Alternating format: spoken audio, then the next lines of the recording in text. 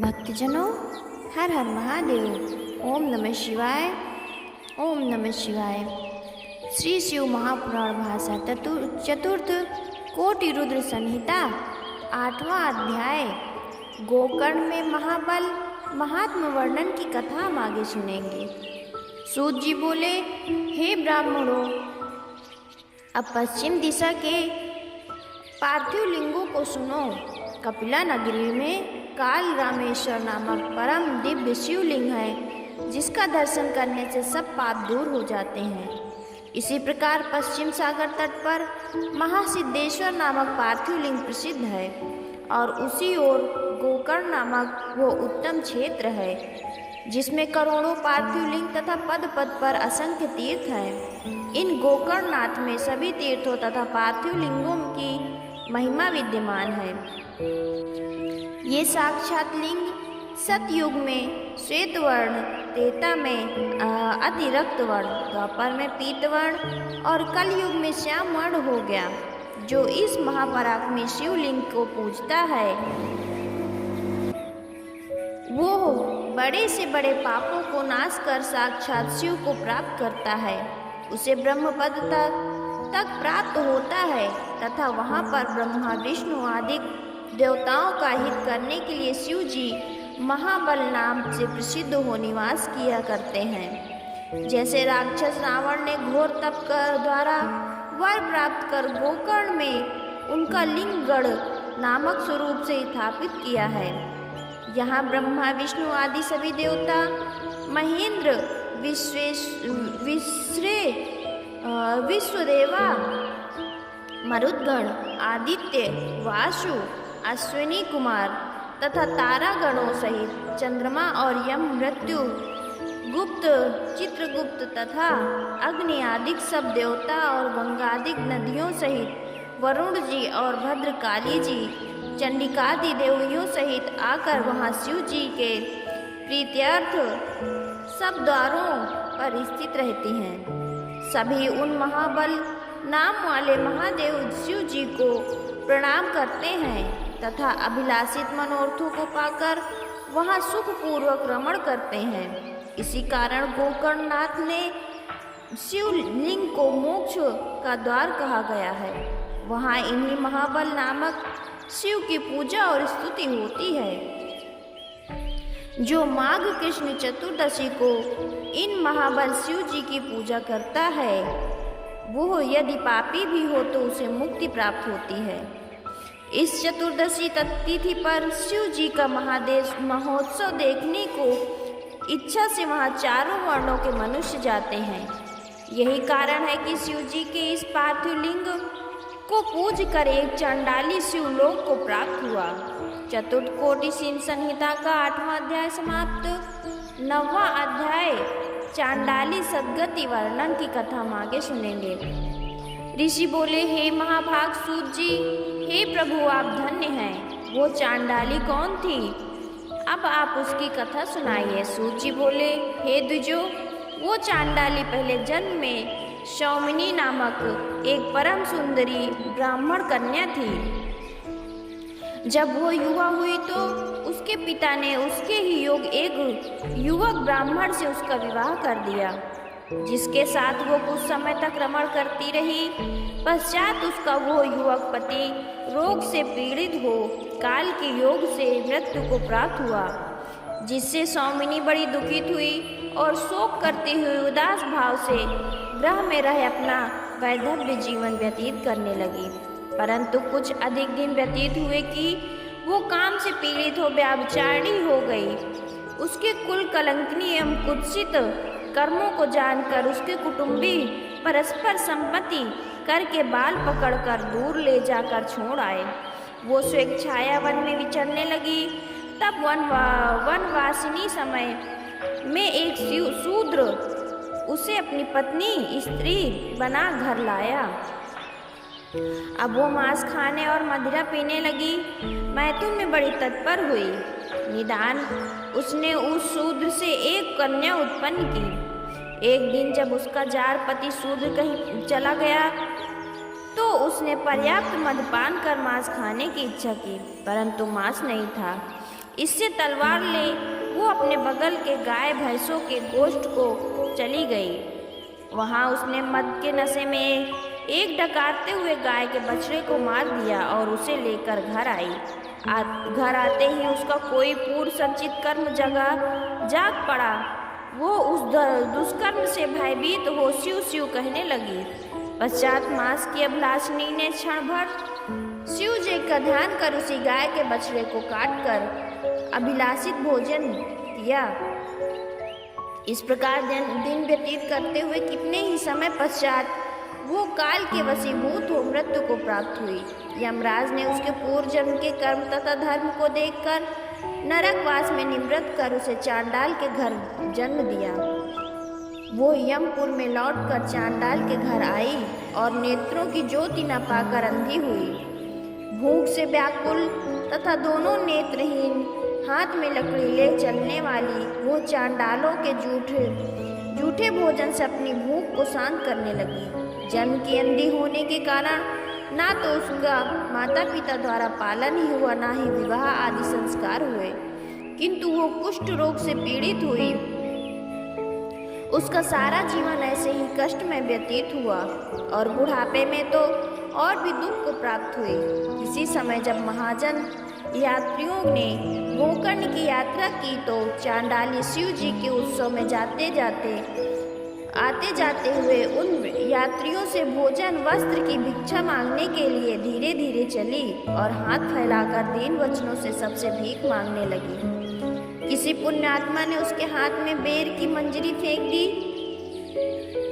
उसने देखा कि ये तो बेल की मंजरी है, इसे अभक्ष को लेकर क्या करूं? उसने उसे दूर फेंक दिया। उसके हाथ से छूटी हुई वो बेल की मंजरी रात्रि में किसी शिवलिंग के मस्तक पे जा गिरी। चतुर्दशी की रात्रि थी। बहुत मांगने पर भी उस चांडाली को उस दिन किसी ने कुछ ना मिला था, जिससे अज्ञात से उस दिन उसका निराहार पवित्र व्रत हो गया और परम आनंददायक जागरण भी हुआ। प्रातःकाल वो बड़े शोक से व्याकुल हो दुखी हुई और धीरे धीरे अपने घर लौटी, परंतु बहुत दिनों से दुखनी रहते हुए भी उसने उस दिन का उपवास से थकी मांदी मार्ग लांघ कर ज्यों हुई अपने घर के समीप पहुंची कि मूर्छित होकर गिर पड़ी और मृत्यु को प्राप्त हुई। फिर तो शिव जी की कृपा से शीघ्र ही शिव गणों ने सुंदर विमान पर चढ़ाकर उसका शिव के परम पद को प्राप्त कराया। उस व्याभिचारिणी चांडालिनी ने, जिसने पहले अज्ञान से शिव जी का नाम उच्चारण किया था, उसी पुण्य से वो फिर दूसरे जन्म में महाबल शिव के दिव्य स्थान को प्राप्त हुई। वहाँ उसने जागरण कर बिलपत्र से शिव उपासना कर पूजन किया। फलतः वो महाबल शिव जी की कृपा से आज तक उत्तम भोगों को भोगती है। इस प्रकार शिव जी का महाबल नामक शिवलिंग तत्काल ही सब पापों को हरता तथा आनंददायक है। इसके अतिरिक्त उनका और भी अद्भुत महात्म्य है, जिसे मैं आगे कहता हूँ, ध्यान देकर सुनिए। चतुर्थ कोटि रुद्र संहिता का 9वां अध्याय समाप्त। 10वां अध्याय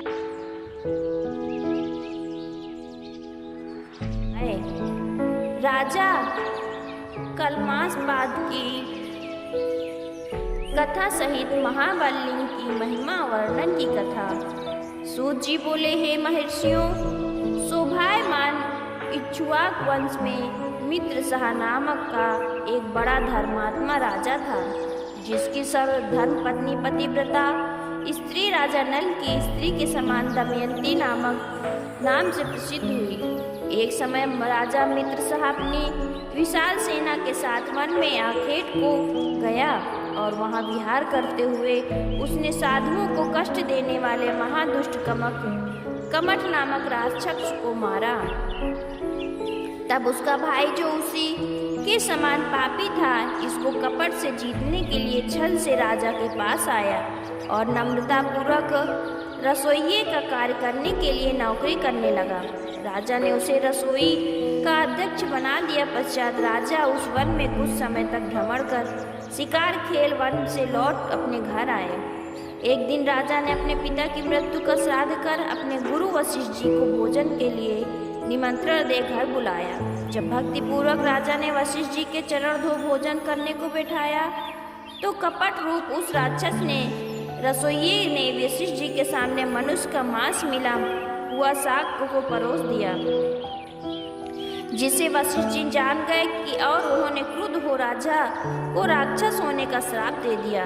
पश्चात ये सब कौतुक राक्षस का जान कर वशिष्ठ जी ने विचार कर श्राप को 12 वर्ष के लिए कर दिया। परंतु इस पर भी कुपित राजा ने अंजलि में जल लेकर गुरु जी को श्राप देना चाहा। तब उनकी धर्मवती पतिव्रता स्त्री मदयंती ने राजा के चरणों में पड़कर उस श्राप को निवारण कराया। राजा ने उस जल को अपने चरण में छोड़ दिया, जिसके कारण पैर काले पड़ गए। हे मुनीश्वरों, उसी दिन से उस राजा का नाम कलमास पाद हो गया। फिर गुरु के शापवश राजा मित्र सह वन में हत्यारा घोर राक्षस हुआ और मनुष्यों तथा अनेक जीवों को खाने लगा। एक दिन उसने एक तपस्वी मुनि और उसके पुत्र को पकड़ा तो मुनि की स्त्री भयभीत हो उस राक्षस से गिड़गिड़ाकर मधुर वचनों में पति और पुत्र को छोड़ देने के लिए प्रार्थना करने लगी। परंतु उस दुष्ट राक्षस ने उसकी एक भी ना सुनी और उस ब्राह्मण तथा पुत्र का सिर फाड़ कर खा गया। वो सानवी दीन और अत्यंत दुखी हो विलाप कर अपने पति की अस्थियां एकत्रित कर उत्तम चिता बना पति की अनुगामिनी हो अग्नि में प्रवेश कर गई और राक्षस को ये श्राप दिया कि आज से लेकर तू जब भी स्त्रियों के साथ संगम करेगा तो तेरी मृत्यु हो जाएगी। पश्चात जब वो 12 वर्ष का समय व्यतीत हो गया तो वो राक्षस श्राप से मुक्त हो राजा का शरीर धारण कर अपने घर गया और जब दमयंती से संगम करने गया तो उस पतिव्रता ने ब्राह्मणी के श्राप को जानकर उसे अपने साथ रति कर्म से वर्जित किया। इससे राजकार्य से उसे उदासीनता हो गई और वो सब कुछ त्याग वन में चला गया। परंतु वहाँ भी उसे शांति न आई और ब्रह्म हत्या ने उसका पीछा किया। जब राजा ब्रह्म हत्या से छूटने के लिए अनेकों जब तप स्नान और व्रत करने लगा, परंतु इस पर भी ब्रह्म हत्या ने उसका पीछा ना छोड़ा। तब वो मिथिलापुर को चला गया, जहाँ वन में गौतम ऋषि रहते थे। राजा ने गौतम मुनि के पास जाकर उन्हें दंडवत किया और कुछ शांति पाई। ऋषि ने जो राजा का समाचार पूछा तो वो गरम गरम सांस लेता हुआ बोला, महाराज कुछ ना पूछिए, ये कठिन ब्रह्म हत्या पद पद पर मुझे कष्ट दे रही है और सहस्त्रों प्रत्याशी प्रायश्चित करने पर भी मेरा पीछा नहीं छोड़ती। परंतु आज आपका दर्शन होते ही बहुत कुछ शांति प्राप्ति हो रही है। अब अपने चरण कमलों की शरण में आए हुए मुझे इस महापाप से मुक्त होने का कुछ ऐसा उपाय कीजिए जिससे कि मैं सुखी हूँ। राजा द्वारा पार्थिव गौतम मुनि ने कहा, हे साधो, हे राजेंद्र, इसके लिए एकमात्र उपाय यही है कि तुम शिव जी की शरण में जाओ, क्योंकि जो शिव जी की शरण में रहता है उसे महान से भी महान पापों का भी कुछ भय नहीं रहता।